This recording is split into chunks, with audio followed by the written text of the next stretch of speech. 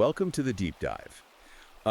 We know you are here because you are looking for a really thorough, fluff-free exploration of complex ideas. Right, you want the real substance. Exactly. You want the deep analysis and you want it delivered straight. But before we jump into today's massive topic, do us a quick favor. Yeah, please take a second right now to like and subscribe to the show. It genuinely helps us keep bringing you these deep, uninterrupted explorations of fascinating material.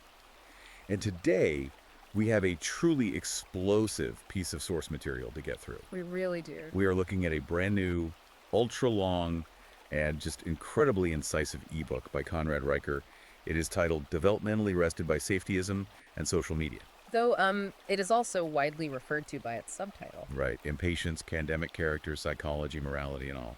It is an incredibly dense, highly provocative text. I mean, it covers an astonishing amount of ground. It really does. It weaves together history, evolutionary biology, and heavy institutional critique. Exactly. And the mission today is to hook you into exactly what makes this book so fascinating. Because it is designed essentially as a counterinsurgency manual. A counterinsurgency manual aimed directly at a men's rights and red-pilled manosphere audience? Yes. It is written for men who feel alienated by the modern world, and the author's explicit goal is to dismantle the modern narrative. He wants to explain the history of Western institutions before, and these are the author's exact words. They were captured by feminists and Marxists. The arguments inside are meticulously laid out, deeply researched from this specific ideological lens. And they are so provocative that you will absolutely want to buy it to see the full picture for yourself. Definitely. In fact, if you want to dive into the primary source right now, you should check out Amazon Kindle and Google Playbooks to buy the ebook. You can also follow the author at Conrad Riker on Substack to keep up with his ongoing work. And just a quick note before we get into the weeds here. Because this source material contains highly politically charged content regarding feminism, gender, and Western institutions, we must make it absolutely clear to you that we, as your guides, are not taking sides. Right. We are just the messengers. We are not endorsing or validating these viewpoints. Our sole mission is to impartially report on the contents provided and convey the ideas exactly as the author intended, giving you a clear window into this specific ideological framework. Okay, let's unpack this. The core thesis of Riker's book is that the modern male mind is under active siege. He describes it as a two-front war. Right. On one side, you have digital dopamine addiction completely eroding male attention and the biological capacity for patience. And on the other side, you have what the author calls ideological feminization, stripping men of their natural instincts and their historical institutional power. The author draws this incredibly stark contrast right out of the gate to illustrate the collapse of attention. He paints a picture of a teenage bricklayer in Sheffield, England. Back in 1953. Right, 1953. It is a very vivid historical vignette. The author spends a lot of time detailing what that life actually looked like. He describes this kid apprenticing under a master mason for 4 entire years. 4 years of just learning to mix mortar. To understand the weight of the trowel. Yeah, to lay a single course of brick with absolute unwavering precision. His mind, his muscles, his entire nervous system was being trained in the slow, deliberate, unglamorous rhythm of craftsmanship. He had to learn how to endure boredom and physical fatigue to achieve a long-term result. Then Riker immediately contrasts that 1953 bricklayer with a modern 19-year-old in Manchester today. It's quite the juxtaposition. This modern kid wakes up, and before he even puts his feet on the floor to eat breakfast, he swipes through 200 TikTok videos. Videos that last maybe 7 seconds each. And this is where the author brings in the neurological data to argue that this contrast isn't just a matter of kids these days being distracted. Right, the book refers to this modern condition as neurological colonization. What's fascinating here is the science Riker cites to back up this claim. He points to University of Waterloo data tracking average smartphone app sessions at a mere 47 seconds. 47 seconds. People are bouncing from one context to another in less than a minute. But more alarmingly, he brings in Stanford and MIT research to explain the exact mechanism behind why this is happening. And to understand it, we have to look at how it operates exactly like a B.F. Skinner box. Wait, let's slow down on that for a second, because that's a crucial foundational concept for the rest of the book's arguments. Sure. For anyone listening who might have slept through Psych 101, explain how that Skinner box actually works and why the author maps it onto our phones. Absolutely. So B.F. Skinner was a famous behavioral psychologist in the mid-20th century. He built these enclosures, Skinner boxes, to study animal behavior, often using rats or pigeons. Inside the box, there's a lever. If the rat presses the lever, it gets a food pellet. Initially, if you give the rat a pellet every single time it presses the lever, the rat learns the system, gets full, and stops pressing. That's a fixed reward. Makes sense. But Skinner discovered something devious. If you introduce variable reinforcement, meaning the rat presses the lever and only sometimes gets a pellet completely at random, the rat's behavior changes dramatically. It gets hooked. It becomes obsessive. It will press that lever frantically, endlessly, because the uncertainty creates a massive spike in dopamine anticipation. The rat doesn't know if the next press is the jackpot. Which is exactly what a slot machine is. Precisely. And the author argues that Silicon Valley engineers have explicitly and intentionally weaponized this exact mechanism against you. Every time you pull to refresh your feed. Every time you swipe up on a short-form video, every time you hear a notification ping, it is a variable reward. You don't know if it's going to be a boring ad, or a message from a friend, or a highly stimulating piece of viral content. And Riker points to fMRI brain scans cited in the text, showing that chronic social media users actually have measurably thinner prefrontal cortices. The prefrontal cortex being the part of the brain right behind your forehead. Right, it is the executive control center of the brain. It's the area responsible for long-term planning, impulse control, logical reasoning, and most importantly for Riker's argument, delayed gratification. So if I'm following the book's logic, it's not just that modern men are making bad choices. No, it's that the biological hardware required to be patient, to be that 1953 bricklayer, is literally atrophying inside their skulls. Exactly. The physical structure of the brain is being altered by the algorithm. That is terrifying. And the author uses this fascinating high-stakes analogy to explain the cognitive overload this causes. The Boeing analogy. Yes, he doesn't just stick to rats and smartphones. He talks about the Boeing 737 MAX crashes. Now, we all know those planes crash because of a software system called MCS. But Riker looks at the human element inside that cockpit. He argues that those planes didn't crash purely because of a software glitch. They crashed because the pilots, who were highly trained men, accustomed to strict discipline and making split-second life-or-death decisions, were entirely overwhelmed by an avalanche of digital noise.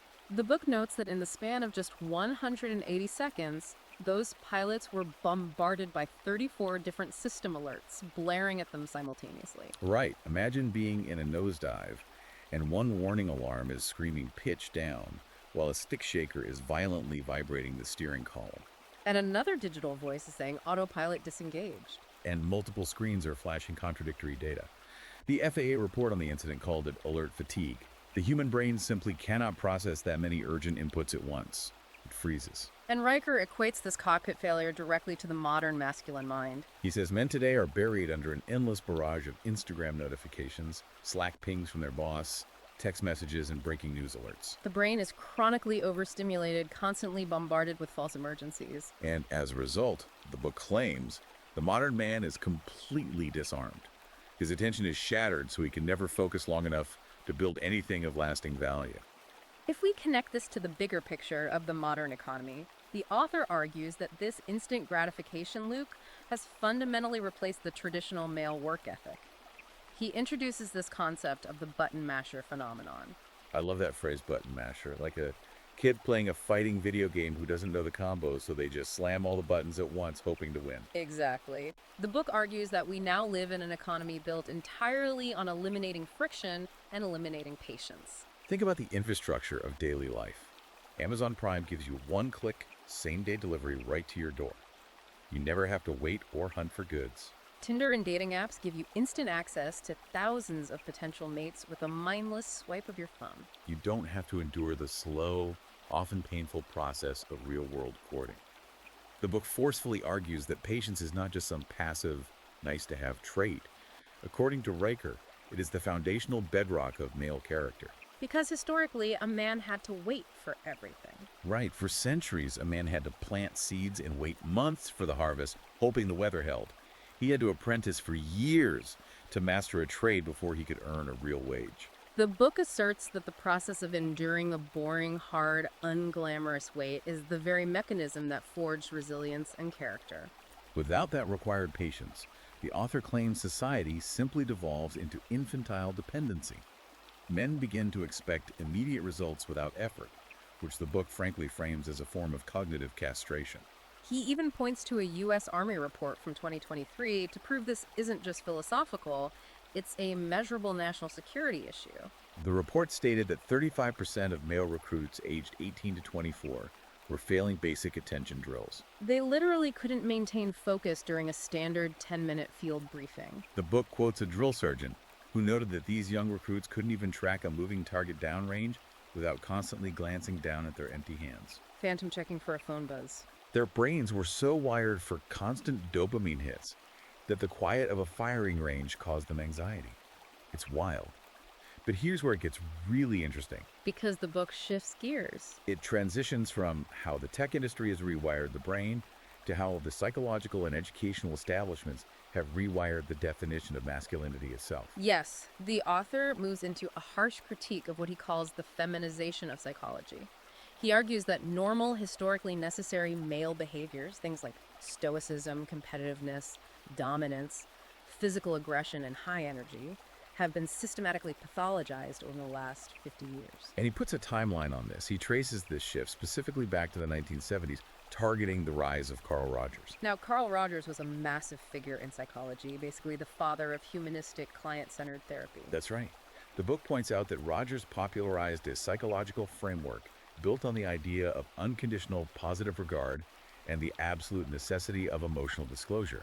The prevailing wisdom became that constantly verbalizing your feelings, crying, and processing trauma out loud is the ultimate and frankly the only path to mental health and healing. Riker argues that this paradigm shift essentially took a feminine model of emotional processing, which relies heavily on verbal communication and community consensus, and made it the universal standard for human health. Which means if men don't fit that mold, they are labeled as broken. The author points to a massive watershed moment in 2013 with the release of the DSM-5. For anyone unfamiliar, the DSM is the Diagnostic and Statistical Manual of Mental Disorders. It is the Bible of modern psychiatry. According to the book, the DSM-5 introduced male depressive disorder. And the author's grievance here is profound. The book claims this was the exact moment when traditional male stoicism was officially medicalized as a psychiatric red flag.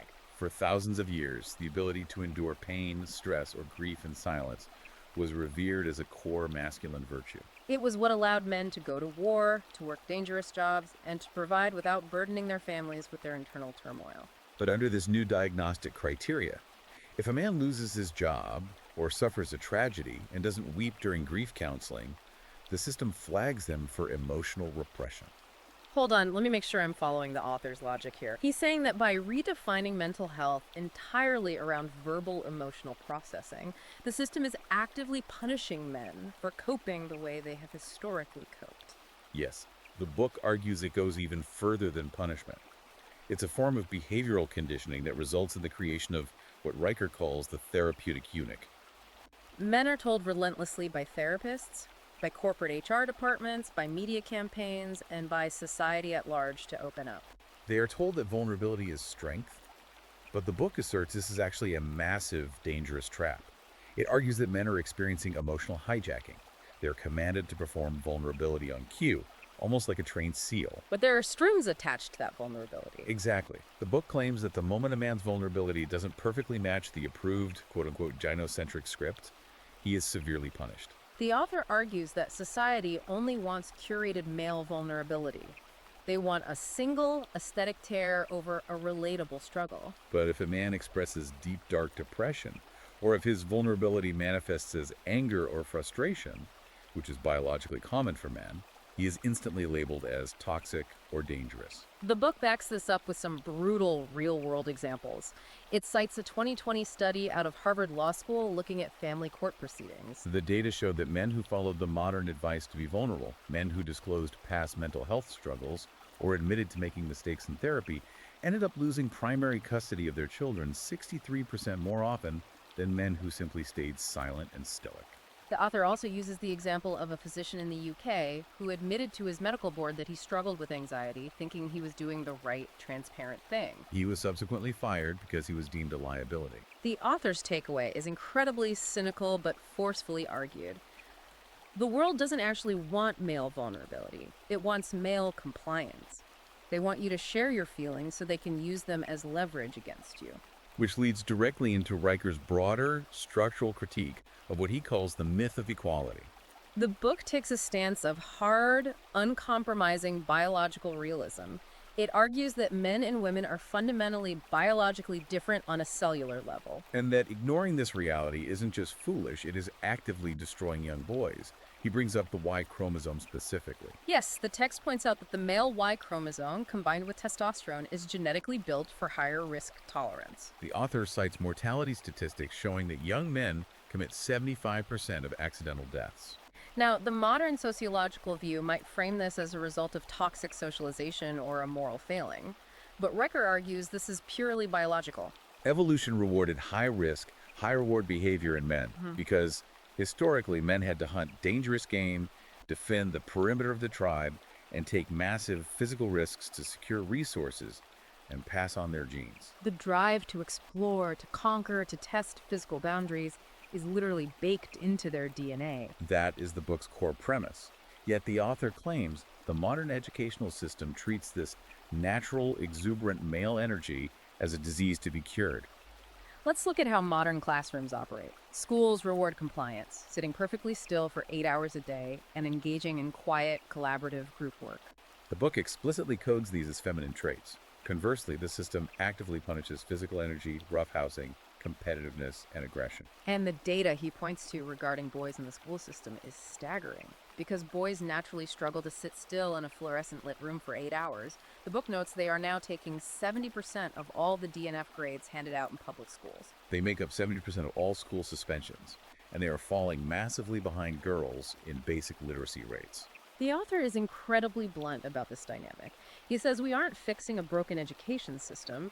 We are simply blaming the boys for failing to adapt to a hyper-feminized environment. We are drugging them with Adderall to make them sit still like little girls. And if you, as a parent or a teacher, try to point out these biological differences as a defense for the boys, the book argues you will be immediately silenced or fired. This brings up what the author terms the erasure of biological truth. The book discusses how modern institutions are actively criminalizing the statement of biological facts under the guise of safetyism. Right, safetyism being the idea that subjective emotional safety is more important than objective reality.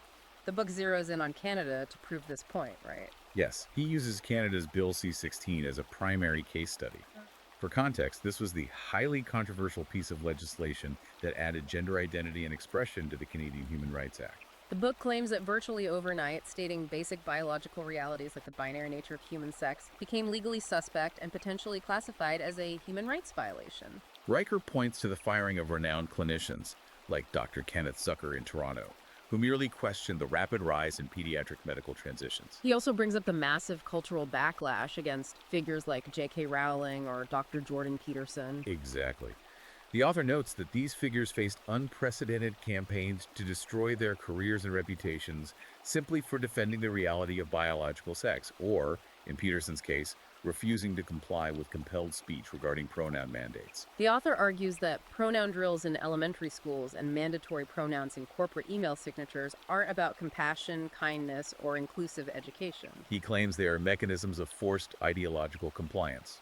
The book asserts that the female-coded progressive left has effectively hijacked the mechanisms of language and law to gaslight reality itself. Treating the mere statement of biological differences as a literal form of hate speech or physical violence. And that institutional weaponization that we see in education doesn't just stop at the university gates. The author traces how this exact ideology completely took over the corporate and legal world. This section of the book is literally titled, From Kings to Karens, which gives you a sense of his tone. He wants to explain how human resources became the most terrifyingly powerful entity in corporate America. To do that, the book traces the legal history back to Title VII of the 1964 Civil Rights Act. Now, Title VII is historically recognized as a landmark civil rights achievement because it prohibited employment discrimination based on race, color, religion, sex, and national origin. It created the concept of the hostile work environment clause. However, Riker argues that the real turning point, the moment the system was weaponized, was a specific 1998 Supreme Court ruling, Farragher v. City of Boca Raton. Okay, I think we need an ELI 5 explain. Like, I'm 5 for the Farragher ruling. Why does a 1998 court case matter so much to the modern corporate man?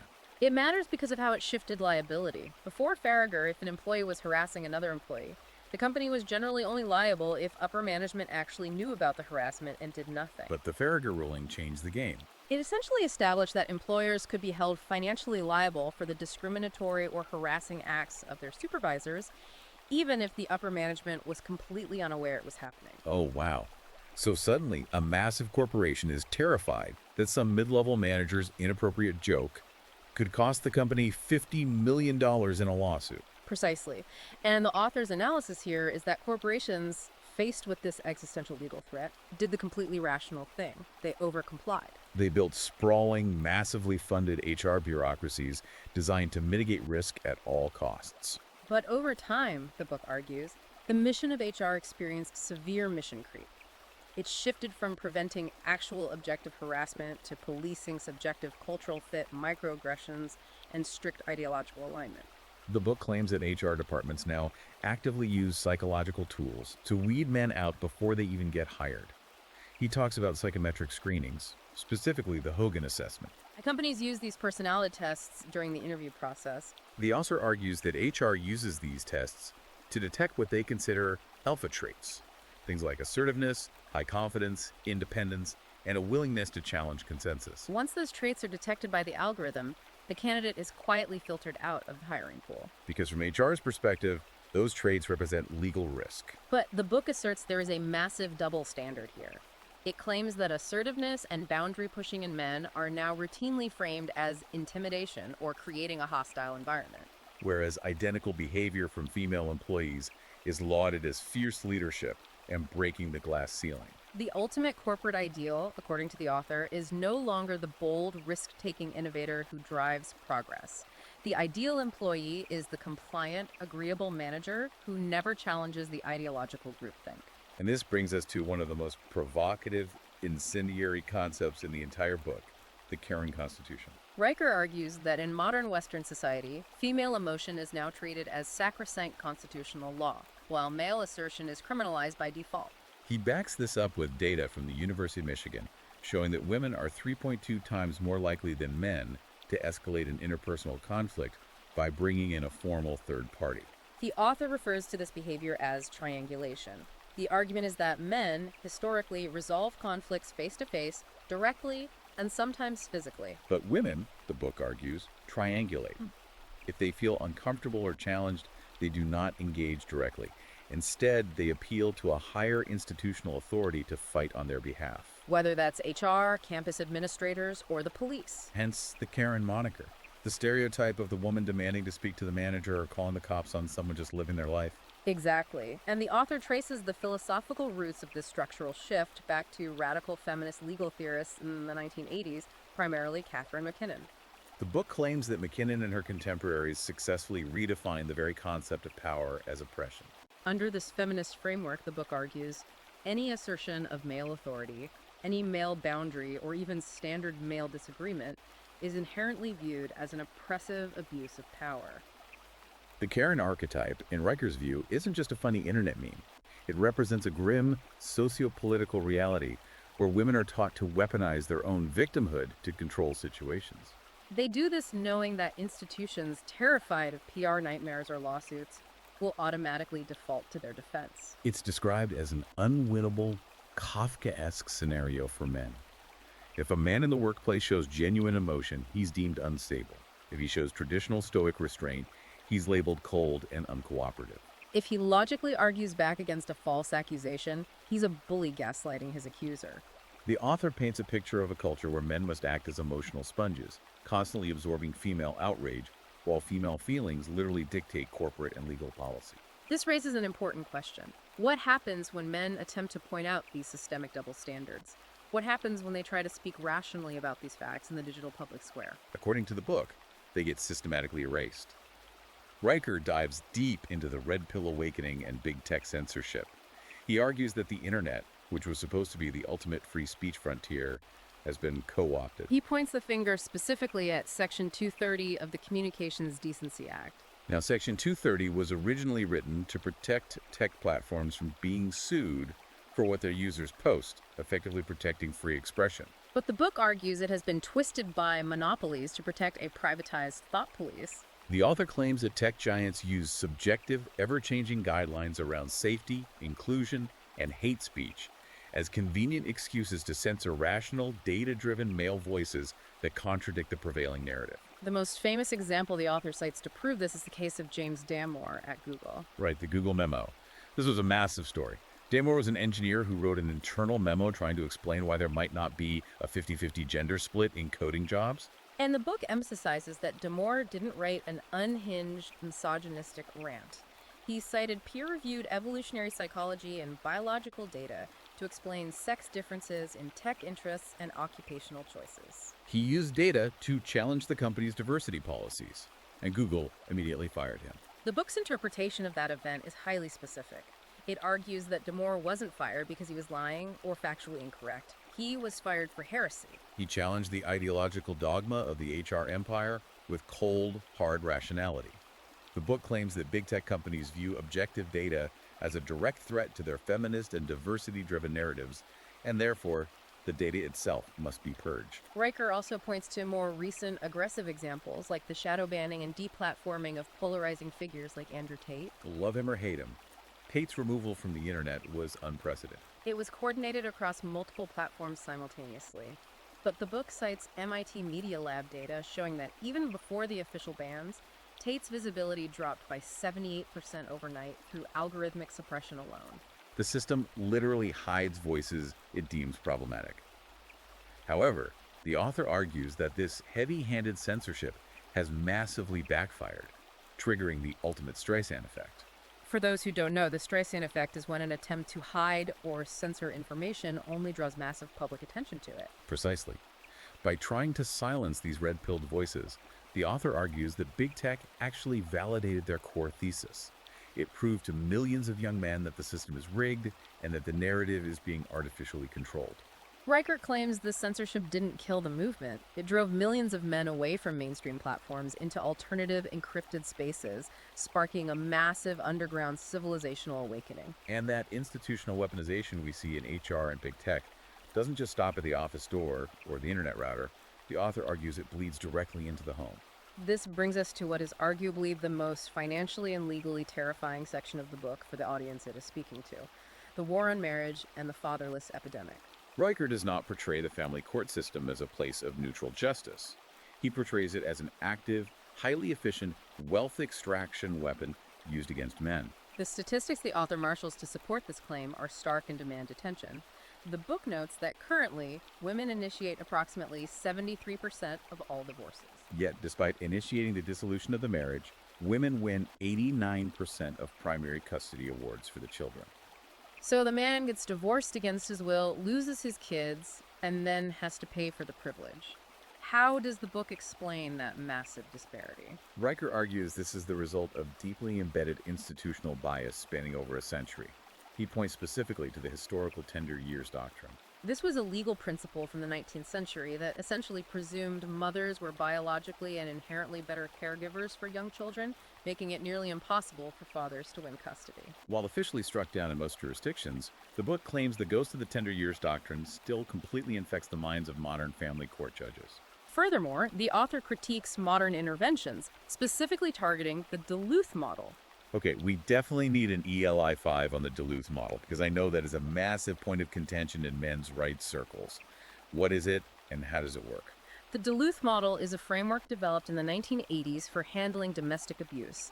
It is the most common batterer intervention program used by courts and police departments across the United States and other Western countries. The core philosophy of the Duluth model, and this is what Riker fiercely attacks, is the assumption that domestic violence is entirely rooted in patriarchal ideology. It posits that men use violence as a systemic tool to maintain power and control over women. So it frames the issue through a purely gendered ideological lens, rather than looking at individual psychological factors or substance abuse. Exactly. The book claims the Duluth model presumes male guilt by default. It essentially treats masculinity itself as the underlying crime. As a direct result of this training, the book argues, police officers arriving at a domestic disturbance are preconditioned to view the man as the aggressor, even if the woman is physically violent. The text claims this model results in men being arrested at 3 times the rate of women in mutual combat cases. Consequently, the book frames modern marriage not as a loving partnership, but as a massive legal and financial liability trap. Riker tells his readers that if you sign a marriage contract today, you are entering a rigged casino where you are presumed guilty of abuse, stripped of your assets through alimony, and systematically alienated from your own children. And the cost of this isn't just financial ruin for the men involved. The book highlights the absolute societal tragedy of the fatherless epidemic. Because of these biased courts, we are seeing a generation of boys growing up without dads in the home, and the results, according to the data in the text, are catastrophic. Riker cites a profound UC Berkeley study showing that boys with active, present fathers in the home are 57% less likely to develop conduct disorders or end up in the juvenile justice system. The author introduces a crucial analogy here to explain why fathers are so important. He describes boys as high energy, high testosterone operating systems that desperately need a father to act as a system administrator. I found that analogy deeply compelling. The idea that a mother provides unconditional love, but a father provides a necessary executive override to biological chaos. That is the core argument. The father provides calibration, strict discipline, and external standards of achievement. Without that masculine authoritative presence to definitively say no, to physically enforce boundaries, and to model controlled aggression, the author argues that boys are left entirely adrift. They are abandoned to what the book calls the mother's emotion. Riker claims that orbiting purely maternal sentimentality completely fails to challenge young boys or prepare them for the harsh, unforgiving realities of the world. This dynamic, he argues, ultimately leads to a generation of emotionally fragile, easily medicated young men who have no idea how to navigate conflict. The text points to Department of Justice statistics showing that a staggering 85% of all incarcerated youth come from fatherless homes as grim evidence of this civilizational failure. The author also does something fascinating here. He connects this massive cultural shift to hard economic theory to explain the explosion of divorce, particularly the rising trend of gray divorce for older couples. He leans heavily on the lemon market theory. Yes, this is a brilliant application of George Akerlof's 1976 Nobel Prize-winning economic theory. To understand it, we have to look at the original model, the market for used cars. Akerlof pointed out that in a used car market, there's an asymmetry of information. The seller knows if the car is a lemon, a bad car with hidden defects, but the buyer does not. Because buyers can't tell the good cars from the bad, they are only willing to pay an average price. This low price drives the sellers of high-quality cars out of the market, leaving only the lemons. The bad drives out the good. Okay, so how on earth does the author apply a 1970s used car theory to modern marriage and divorce? Riker applies it by analyzing the incentive structures created by the 1974 Equal Credit Opportunity Act. Before 1974, it was very difficult for women to get credit cards or mortgages in their own names without a male co-signer. The act changed that, granting women independent access to capital. While celebrated as a massive leap in civil rights, the book argues it fundamentally altered the economics of marriage. It created a unilateral exit power. Women achieved financial independence, and when the emotional product of the marriage inevitably declines over time, when the excitement fades and the reality of raising kids sets in, they now have the financial and legal ability to exit early. So they treat the marriage like a depreciating asset. Exactly. The book argues that women cash out, leaving the men holding the emotional and financial baggage, paying alimony, losing half their retirement, and fighting for custody. Riker views the modern divorce industry as a massive wealth transfer program disguised as female liberation, completely decimating the structural integrity of the nuclear family in the process. So what does this all mean for you, the listener? If we take the book's premises as true, if the male mind is fractured by technology, if corporate and educational institutions are entirely captured by hostile ideology, and if marriage is a literal legal trap, what is the way out? Does the author just want men to wallow in despair? This brings us to the most vital section of the book, the antidote: mastery, physicality, and brotherhood. Riker is absolutely adamant that the solution is not to sit online and complain in YouTube comment sections. The first step to reclaiming power, he argues, is reclaiming the physical body. He states that men absolutely must return to the barbell. The phrasing he uses in this chapter is striking and poetic. He says, "The gym ignores your past." That is a phenomenal quote. It speaks to a deep psychological need. The author argues that we live in a culture obsessed with identity politics, intersectional victimhood, and performative emotion. In that world, your value is constantly negotiated. But the barbell. A 300-pound deadlift does not care about your feelings, your pronouns, or your childhood trauma. It only responds to the objective physical effort you exert against gravity. It is the ultimate, undeniable objective truth, and the author grounds this philosophical need for lifting in alarming physiological data. He cites longitudinal Harvard research showing a 20% drop in average male testosterone levels since the 1980s. A 20% drop across the board. That means a 30-year-old man today has significantly less baseline testosterone than his own father did at the same age. Correct. The book blames this precipitous, terrifying decline on a toxic combination of factors. Sedentary, screen-addicted lifestyles. Chronic sleep deprivation caused by the blue light of LED screens disrupting circadian rhythms. And massive exposure to environmental estrogens found in microplastics and modern chemical food additives. Riker's solution to this is aggressive, unapologetic biological defiance. He urges men to lift heavy compound weights, to violently prioritize deep restorative sleep, and to eat red meat. He frames these not just as health tips, but as radical acts of rebellion to rebuild the hormonal foundation of male drive and ambition. Rebuilding the body is step one. Step two is shifting the mindset from being a passive consumer to becoming an active creator. Riker attacks the digital dopamine loop head-on, and he effectively rewrites Malcolm Gladwell's famous 10,000-hour rule. We all know the rule. It takes 10,000 hours of deliberate practice to master a skill. Well, Riker says the 10,000-hour rule of mastery is dead today because the 10-second rule of TikTok killed it. He argues that young men are paralyzed by what he calls success, porn-watching 20-year-old crypto millionaires flexing Lamborghinis on social media. This constant exposure to unearned, immediate wealth makes normal men unwilling to put in the actual, boring, grueling hours required to master a real, tangible skill. The author draws a sharp contrast between the ephemeral digital world and the undeniable physical world of the trades. He points out a devastating irony. Young men today are stuck in a cycle of digital hoarding. The book notes that the average young man might own 87 different video games on his Steam account, yet he has never finished a single one of them. They are abandoning their potential in these virtual digital addicts. Meanwhile, out in the real world, there's a massive, highly lucrative shortage of skilled physical labor. He uses the example of an HVAC technician in Texas. Yes, the book highlights that a 22-year-old HVAC technician in Texas can easily make $85,000 a year.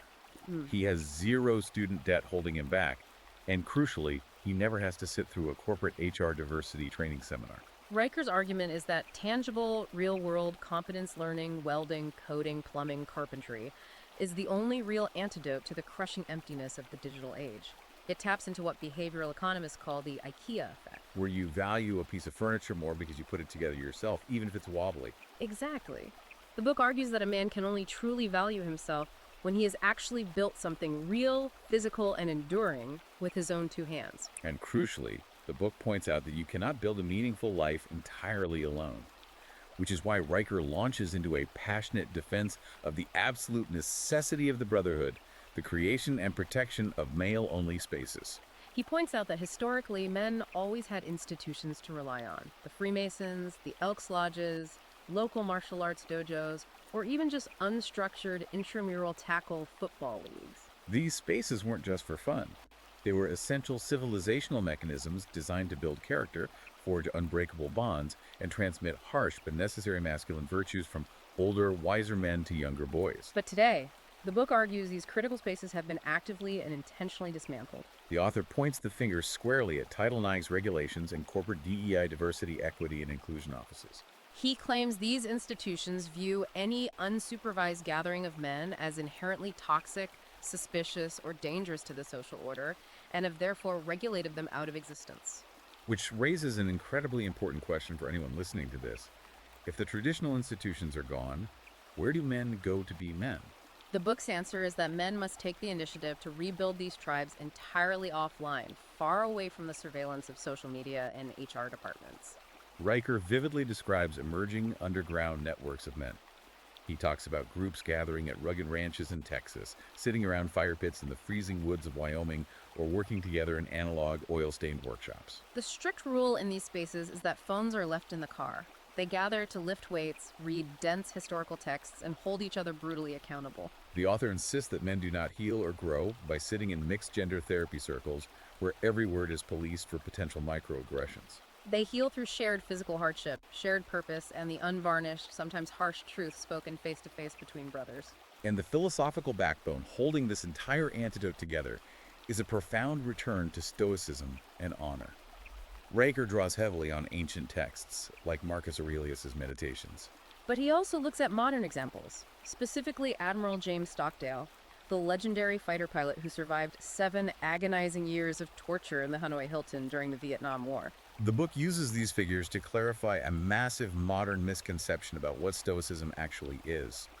True Stoicism isn't about repressing your emotions until you have a psychological breakdown. It is about maintaining total, unbreakable control over your response to those emotions.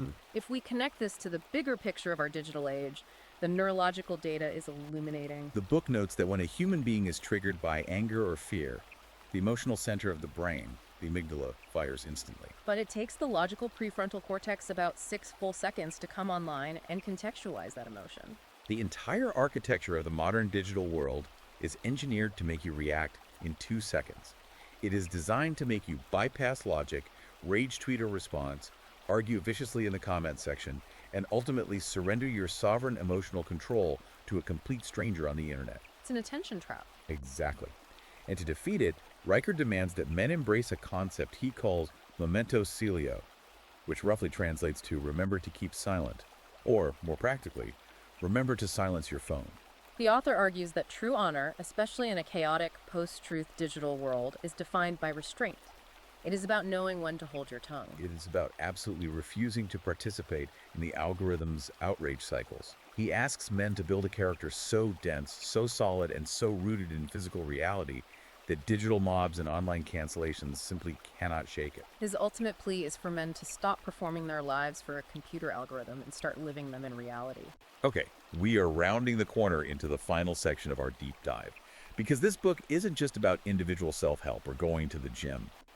Riker frames all of this as a looming civilizational battle. He looks forward to the future of men and reclaiming the West. And to do that, he actually points to a real-world political model. He holds up Hungary as a prime example of what he calls strategic patriarchy. The author expresses deep, unabashed admiration for Hungary's current demographic and social policies. He points out that while the rest of the Western world is facing plummeting birth rates, aging populations, and what he views as terminal cultural decay, Hungary has taken radical state action. The Hungarian government offers massive state-subsidized financial loans to newly married couples. And the kicker is, those loans are entirely forgiven by the state if the couple stays together and has 3 children. Furthermore, the book highlights that Hungary explicitly outlawed gender studies programs in their state-funded universities. Now, mainstream media and progressive commentators point to these exact policies and call them textbook illiberalism or even authoritarianism. Yes, but Riker frames it entirely differently. He frames these policies not as authoritarian, but as basic civilizational survival mechanics. He views Hungary as a state that has finally woken up and recognized a harsh truth. Investing heavily in legally married fathers and traditional cohesive nuclear families is the only mathematical way a nation physically survives into the next century. He contrasts this with Western nations, which he claims financially subsidize divorce, single motherhood, and societal atomization. But Riker is also a realist. He knows that not every country is going to adopt Hungarian social policies tomorrow or ever. So, for the individual man trying to survive right now in the current economy, he issues a massive, urgent warning about the impending wave of technological automation. He points to data showing that the prime age male labor force participation rate has been steadily dropping for decades. He warns that the era of a man making a comfortable middle class living purely off brute physical strength, or by pushing mid-level corporate emails around a cubicle, is rapidly coming to a violent end. The author's advice here is ruthlessly pragmatic. He argues that if men want to retain any semblance of power or autonomy, they must immediately learn to speak the language of machines. They cannot just be physical laborers, they need to master AI tools. The book specifically calls out learning programming languages like Python, mastering generative AI like Midjourney, and using tools like GitHub Copilot. So it's not just about retreating to a cabin in the woods, it's about conquering the new frontier. Exactly. The author argues that the men who learn to ruthlessly leverage automation will multiply their output, their value, and their wealth exponentially. Conversely, those who rely on nostalgia or who refuse to adapt to the AI revolution will be completely and permanently replaced by it. The book insists that the new definition of dangerous masculinity requires extreme intellectual agility right alongside raw physical capability. Which brings us to Riker's final blistering ultimatum to the reader. It is a powerful, uncompromising call to action that summarizes the entire ethos of the book. He tells men point blank to stop consuming. Stop being the passive, easily manipulated product for Silicon Valley data brokers. Stop blaming the Matrix or women or the government or the HR department for your personal failures. He says you have to take extreme ownership, you have to build a physical life, master difficult skill, lift heavy weights, and become dangerous again. His final message is, don't waste your energy fighting the rigged system. Build your own undeniable competence until you become the system. To synthesize the sheer scale and ambition of this book, it truly is an exhaustive, incredibly detailed look into the psychology, the deep-seated grievances, and the strategic thinking driving the modern manosphere and men's rights movements. Whether one views this text as a desperately needed civilizational awakening or as a radical reactionary political manifesto, it provides an undeniable, comprehensive map of how a massive, growing segment of modern men are fundamentally rethinking their relationship with technology, with women, and with Western institutions at large. And just as a quick reminder to you, the listener, as your guides on this deep dive, we are purely exploring this text to extract the author's core ideas. We are maintaining complete neutrality on the highly charged political, biological, and social issues discussed today. Our goal was simply to show you exactly how this specific influential worldview is constructed from the inside. And if you are intrigued, if you want to see the footnotes, the data, and read the full source material for yourself, please check out Amazon Kindle and Google Play Books to buy the ebook right now. Also, be sure to follow the author at Conrad Riker on Substack to see his ongoing essays and work. And of course, please like and subscribe to support more deep dives like this one. It really helps us keep the lights on and keep bringing you these deep analyses. I want to leave you with a final thought to ponder, something that builds on everything we've unpacked over this deep dive. If our legal institutions, our corporate behaviors, and our very brain chemistries have truly been re-engineered by the algorithms and ideologies of the past few decades, as the author passionately claims, what happens to society when a critical mass of men simply decides to unplug? What happens when millions of highly capable men permanently opt out of the digital economy, refuse to participate in modern corporate culture, and retreat entirely to build and trade within the physical world? Will it cause the catastrophic collapse of the attention economy, or are we witnessing the painful birth of an entirely new, parallel, offline civilization?